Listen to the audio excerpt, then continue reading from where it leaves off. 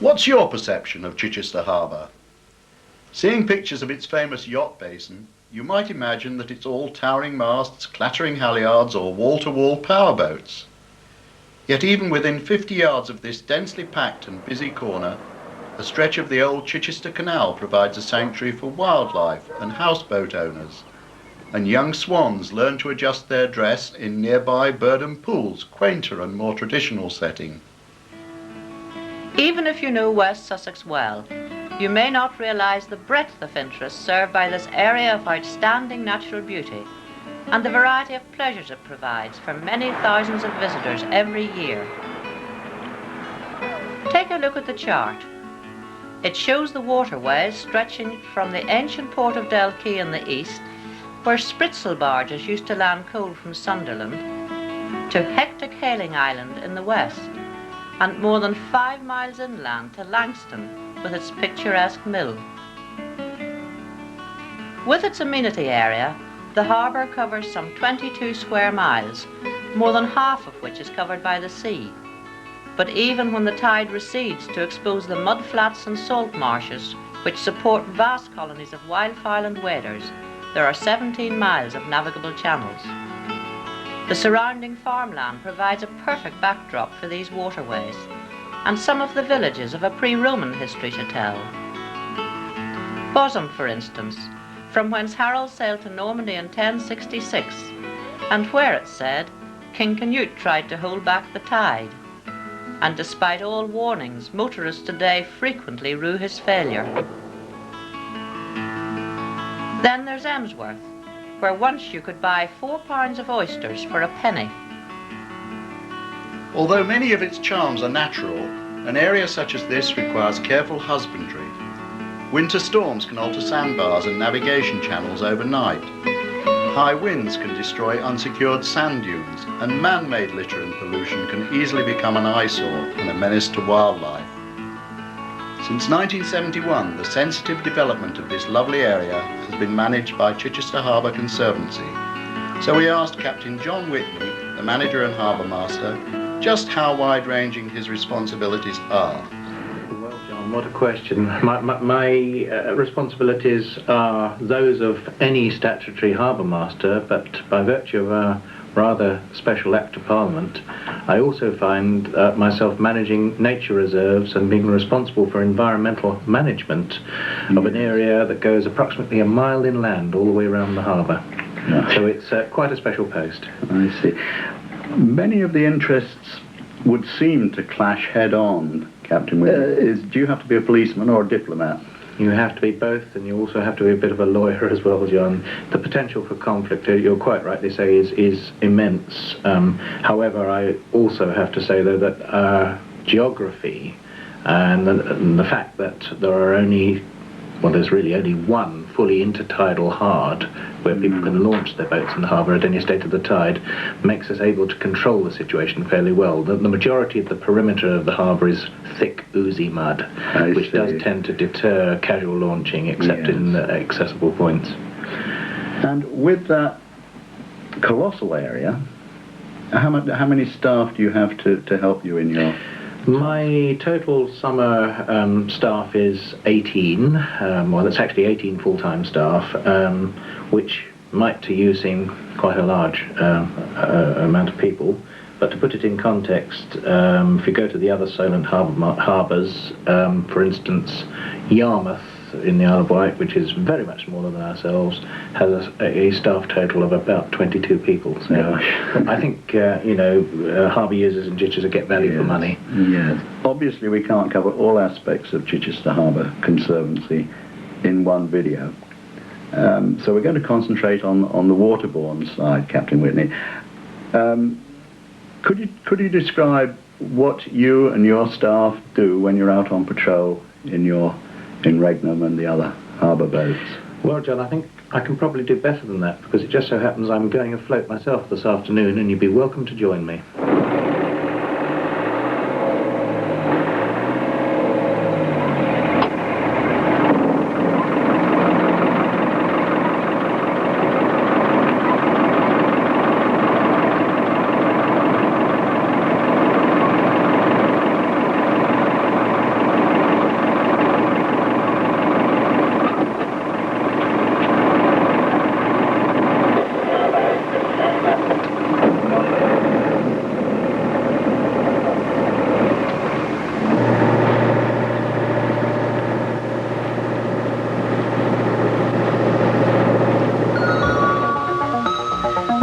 first southwest towards the harbour mouth, and Captain Whitney told us of the 9,000 boats using the harbour, and said that when good weather and a holiday weekend coincide, it can certainly be overcrowded. Yet for most days of the year, there may be hardly a vessel in sight, and the sailing schools, fishermen and gentlemen of leisure have the water to themselves.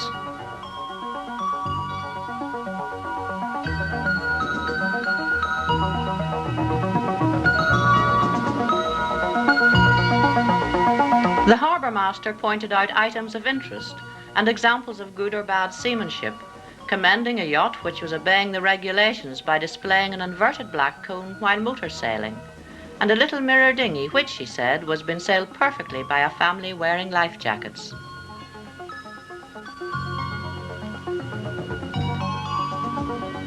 Apart from over 200 withies, there are 68 navigation marks in the harbour. 30 of them are lit, and all have to be maintained regularly by the harbour staff.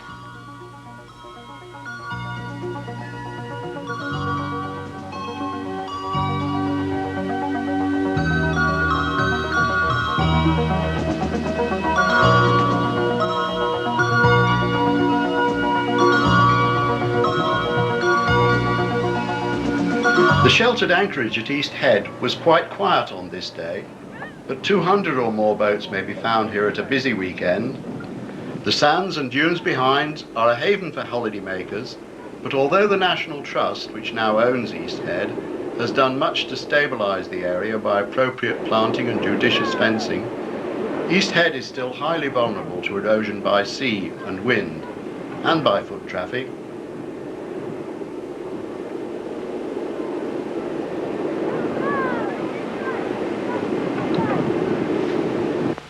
Throughout the day, the harbour master was keeping watch for anyone in difficulties, or power-driven boats exceeding the 8-knot speed limit. Vessels making excessive wash can cause problems for small boats, damage the shoreline, and wash out vulnerable nesting sites.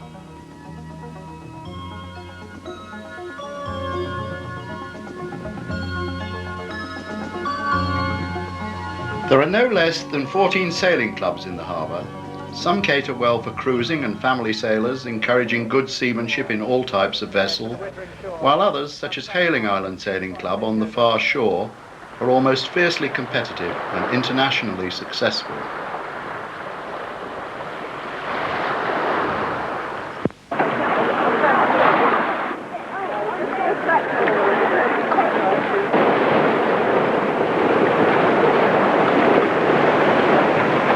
What's happening now?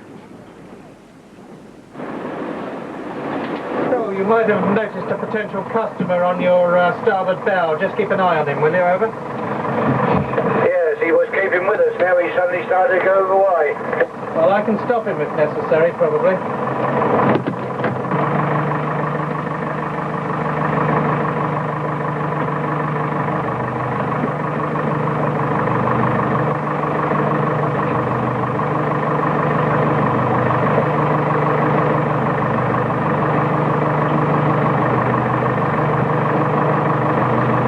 Happening now, John, of course, is my patrol officer has stopped this speedboat.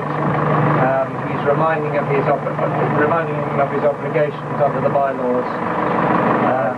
He may have had a radar gun reading or not, I'm not quite sure at the moment. If he has had a radar gun reading and the chap has been exceeding the speed limit, he would have given him a caution under the Police and Criminal Evidence Act and probably taken his name and address. If we find that he is a second-time offender, it will be put forward to the Conservancy's legal advisors for possible prosecution.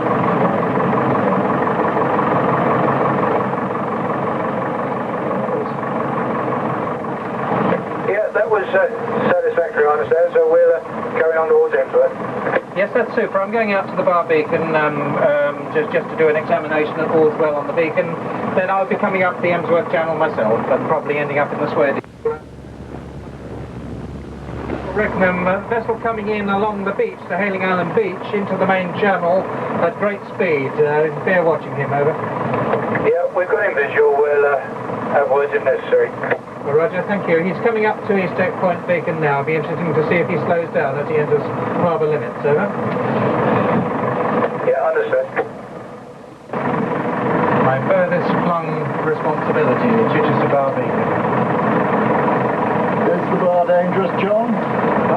Bar is dangerous under certain circumstances. It's like many other ports. If you obey the rules and come in at the right time and the right conditions, it's quite benevolent. But to attempt to come in to the harbour with a sort of strong gale force, southerly gale force conditions and a strong spring ebb is foolish. After the beacon, our course took us north, passing Sparks Marina to port, an excellent facility conveniently close to the harbour mouth.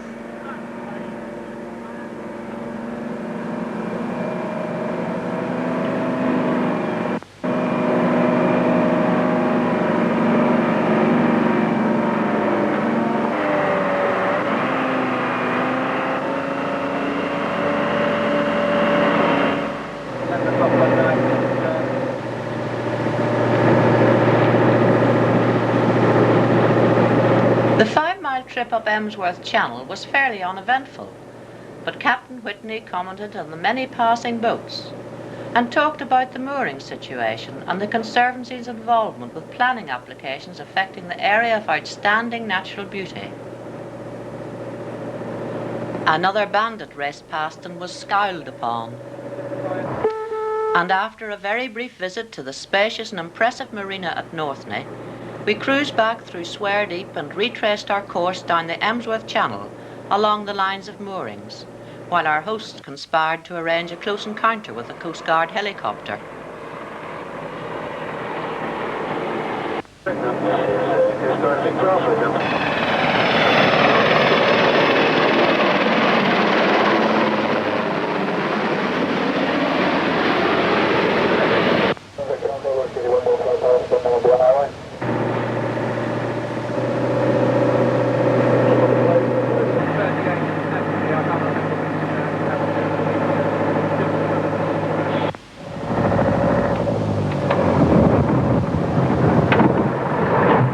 Good afternoon, sir. Hello. You're aware we have a speed limit in the harbour, aren't you?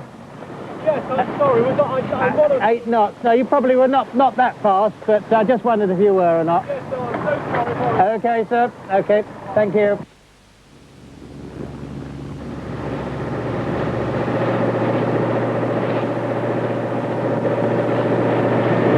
We do mount occasional random patrols during the evenings and outside of normal office hours.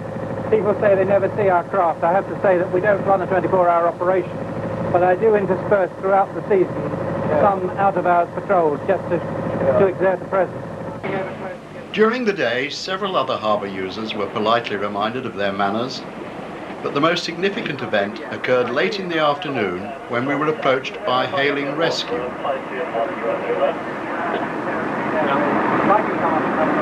The observant skipper of this rigid inflatable thought he may have spotted a stolen marine diesel engine lying in a fishing boat moored in Bosom Channel.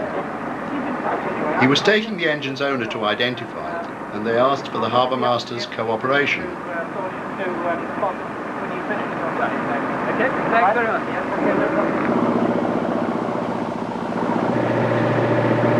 As we sped off towards Bosom, Captain Whitney said that with this possible exception, it had been a fairly typical tour of duty, though with a different tide there were usually 1 or 2 boats to be pulled off the mud. Regnum has plenty of power for this purpose, and she also carries firefighting equipment and a heavy-duty pump.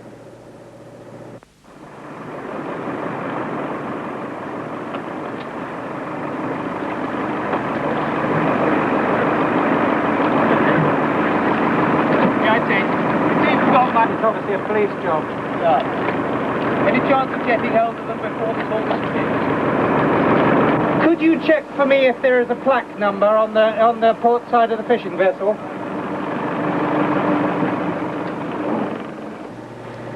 So that's it, really. The missing engine was instantly recognised. The boat on which it was found was quickly identified from harbour records, and in a few minutes steps had been taken to impound them both. Our very interesting and enjoyable tour was swept to an end, while the harbour master and the engine's relieved owner Return to Itchenor to place the matter in the hands of the police. Thank you, young man. There's a bell rope for you. That's fine, that's it.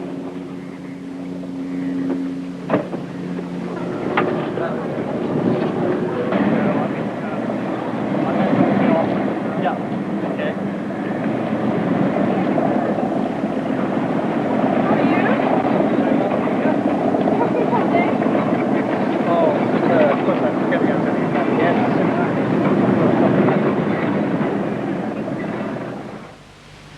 What can one say as an epilogue?